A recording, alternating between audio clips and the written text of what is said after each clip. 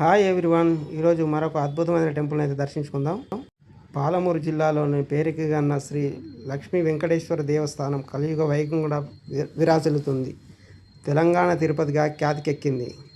కొలిచిన వారి కొంగు బంగారమై విరాజిల్లుతుంది. మహబూబ్నగర్ నుంచి 17 కిలోమీటర్ల దూరంలో రాయచూర్ అంతర్రాష్ట్ర రహదారి పక్కన ఎత్తైన కొండలపై మన్యాకొండ దేవస్థానం కొలువుదీరింది. ఖమ్మం నుంచి 3 కిలోమీటర్ల ఘాట్ రోడ్ కూడా వెళ్తే స్వామివారి దర్శనం ఉంటుంది. దాదాపు 600 సంవత్సరాల చరిత్ర గల దేవస్థానం.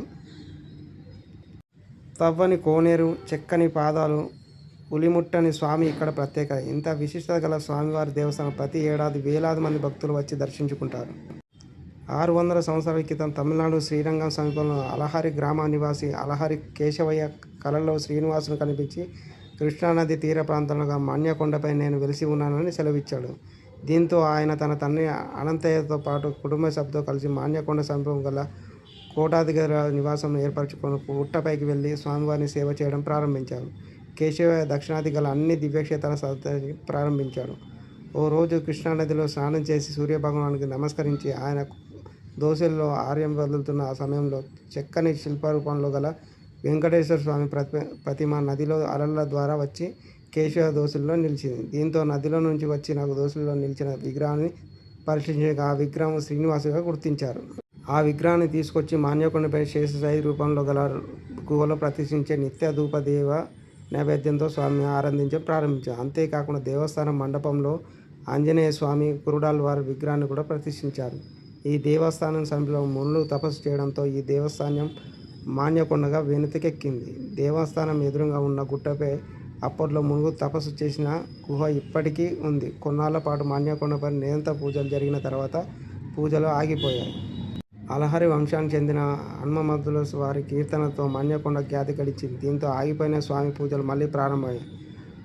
హనుమద్దుల వారు మళ్ళీ పూజలు ప్రారంభించి స్వామివారికి సంబంధించి దాదాపు 300 కీర్తనలు రచించారు. ఈ కీర్తనలు అందరినీ ఎంతో ఆకట్టుకున్నాయి. దేవస్థానం చరిత్ర చాటి చెప్పాయి.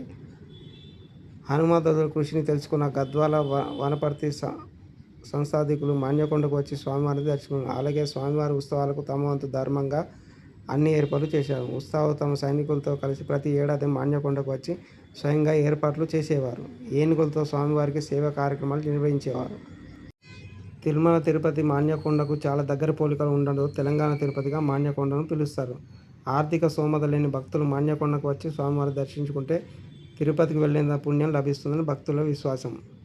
తిరుపతిలో 7 కొండలు ఎక్కి స్వామివారిని దర్శించుకుంటారు. అలాగే మాన్యకొండలో దేవస్థానం చుట్టూ 7 కొండలు ఉన్నాయి. అంతేకాకుండా ఇలాంటి పోలికలు చాలా ఉన్నాయి. మాన్యకొండ దేవస్థానం చాలామంది భక్తులు తమ సహకారం అందించడం దేవస్థానం దినదిన అభివృద్ధి చెందింది. మహబూబ్నగర్ పట్టణానికి 17 కిలోమీటర్ల డిస్టెన్స్లో ఉంటుంది. హైదరాబాద్ నుంచి 125 డిస్టెన్స్లో ఉంటుంది. ఇక్కడ ప్రతిరోజు అయితే అన్నదానం ఉంటుంది. చుట్టూ కొండలతో చాలా ఆహ్లాదకరంగా అద్భుతంగా ఉంటుంది. పచ్చటి చెట్లతో చాలా బ్యూటిఫుల్గా ఉంటుంది ఈ ప్రదేశం అయితే. ఈ కొండ ప్రాంతంలో అనేక మంది ఋషులు మరియు ఆధ్యాత్మిక గురువులు ధ్యానం చేశారని, తపస్సు చేశారని నమ్ముతారు. అందుకే దీనిని మునుల కొండ, ఆ తర్వాత మాన్యకొండగా పిలుస్తారు.